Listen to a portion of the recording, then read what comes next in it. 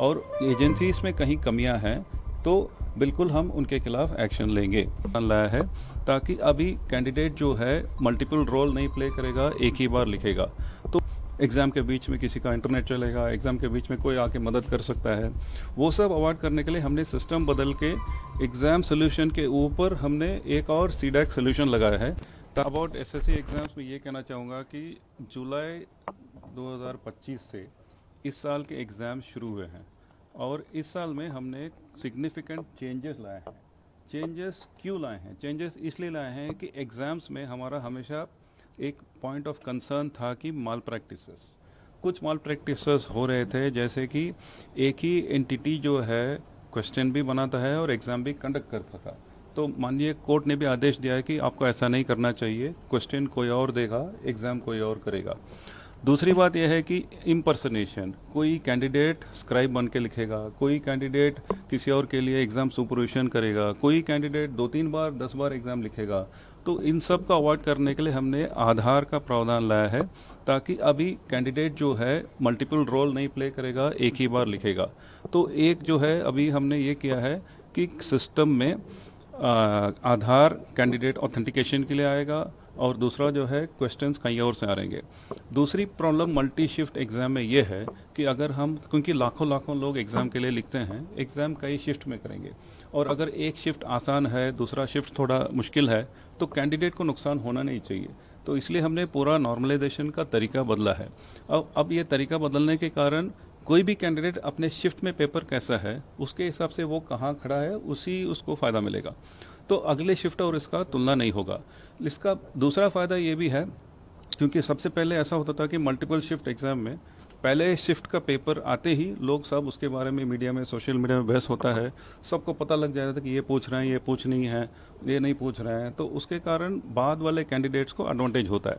तो अभी उसको चेंज करने के लिए हम सिलेबस के अंदर ही अलग अलग क्वेश्चंस अलग अलग शिफ्ट में ला रहे हैं ताकि क्वेश्चंस पैटर्न रिपीट नहीं होगा, कैंडिडेट को कोई दिक्कत नहीं होगा। अब मेन चीज़ हमने ये लाया है कि एग्ज़ाम जो है प्राइवेट सेंटर्स में होते हैं। प्राइवेट सेंटर्स में इसको हम अवॉइड नहीं कर सकते हैं क्योंकि लाखों कैंडिडेट्स हैं और देश भर कैंडिडेट्स को एग्ज़ाम लिखना है, उतने कंप्यूटर सेंटर्स हमें चाहिए। अब इसमें कैंडिडेट्स और सेंटर्स और कुछ लोगों के माल प्रैक्टिसेस के कारण ऐसा हो जाता है कि एग्ज़ाम के बीच में किसी का इंटरनेट चलेगा, एग्ज़ाम के बीच में कोई आके मदद कर सकता है। वो सब अवॉइड करने के लिए हमने सिस्टम बदल के एग्ज़ाम सोल्यूशन के ऊपर हमने एक और सीडैक सोल्यूशन लगाया है ताकि हमें पता लग जाएगा कि किसी भी कोने में, किसी भी मशीन में कुछ भी हो जाए। तो उसके कारण, उस इंटीग्रेशन के कारण जब इस साल का एग्ज़ाम पहली बार जब शुरू हुआ, जुलाई में सिलेक्शन एग्ज़ाम में कुछ जगह दिक्कतें आई, बीच में एग्ज़ाम रुक गया, बीच में एग्ज़ाम हैंग हो गया और मतलब बंद, वो सब इंटीग्रेशन के कारण हुआ है। उसी एग्ज़ाम के दौरान करेक्ट हुआ है और उसके बाद अभी सिस्टम स्टेबलाइज हुआ है।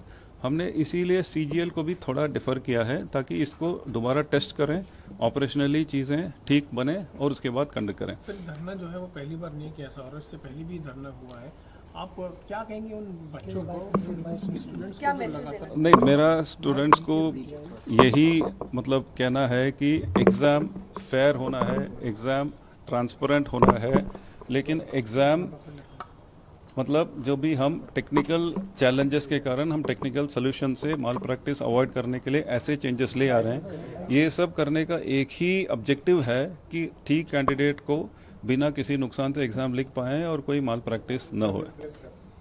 और स्टूडेंट को क्या मैसेज देंगे जो स्टूडेंट अगर आरोप लगा रहे हैं कि नहीं एग्जाम में गड़बड़ी हुई है, उनको अगर धरना या प्रदर्शन करना पड़ रहा है, हाँ, तो उनको आप क्या मैसेज देंगे कि?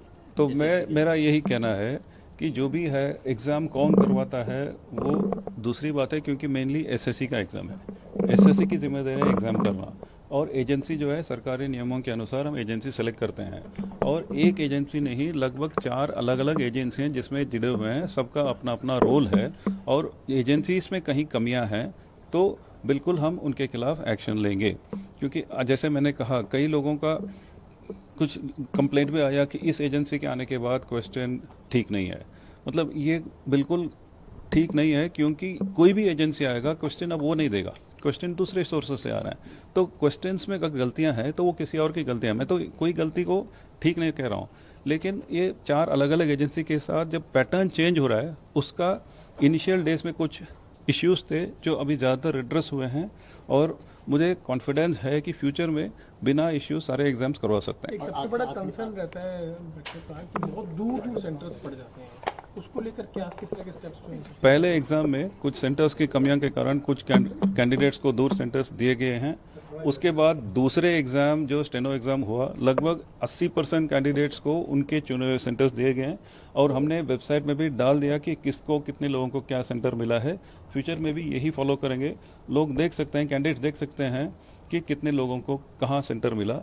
लेकिन एक बात तो है, कैंडिडेट्स कुछ जगह से ज़्यादा नंबर में आते हैं, उस नंबर में सेंटर्स कम है तो थोड़ा डिसलोकेशन होगा, लेकिन वो नंबर कम होता जाएगा। और एक आखिरी सवाल सर, कि आप जैसे कह रहे हैं कि जो भी एजेंसीज हैं अगर उनमें गड़बड़ी हुई है तो हम एक्शन लेंगे, तो स्टूडेंट को आप क्या कहेंगे? चूंकि स्टूडेंट सफ़र तो स्टूडेंट करता है और एग्जाम सर एसएससी लेता है। इस बीच में एजेंसीज तो कंडक्ट करने वाली संस्था है, लेकिन 2 नुकसान होता है, इंस्टीट्यूशन की क्रेडिबिलिटी और स्टूडेंट जो सफ़र करते हैं। और सर ये एजेंसीज के नाम भी बता दीजिए, कौन कौन सी एजेंसी इन्वॉल्व है एग्जाम कंडक्ट कराने में, क्या रोल है उनका? कुछ एजेंसीज का नाम बताऊंगा नहीं, मतलब क्वेश्चन कहाँ से आता है वो बताएंगे नहीं, तो कुछ एजेंसी को नाम बता नहीं सकते हैं।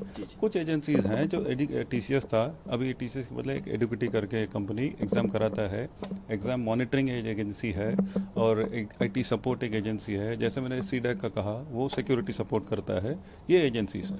ये जो सर नया सिस्टम लाया गया है, हाँ, कई सवाल उठ रहे हैं इसको लेके कि क्या ये जल्दबाजी में है, क्या ये अलग अलग तरीके से उठ रहा है, और जो आधार इसमें जोड़ा गया है एक रेमेडी के तौर पर, तो माल प्रैक्टिसेस को रोकने में कितना कारगर होगा? आधार मुझे लग रहा है कि बिल्कुल इफेक्टिव रहा है, क्योंकि हमारे पास एविडेंस है। हमारे एग्जाम के बाद पता लगा कि एक ही आदमी 10 बार लिखा है। ये सब मतलब बिना आधार पकड़ना ही मुश्किल है। अभी ये तो बिल्कुल असंभव है। आधार ऑथेंटिकेशन के साथ आएंगे तो कई लोग कैंडिडेट स्क्राइब बन के एग्ज़ाम दिए हैं और एग्ज़ाम फंक्शनरी बन के काम किए हैं, वो सब अब बंद हो गया। आधार के कारण एग्ज़ाम चलाने वाले एसएससी के लिए भी फ़ायदा है, लेकिन कैंडिडेट के लिए भी बहुत फ़ायदा है।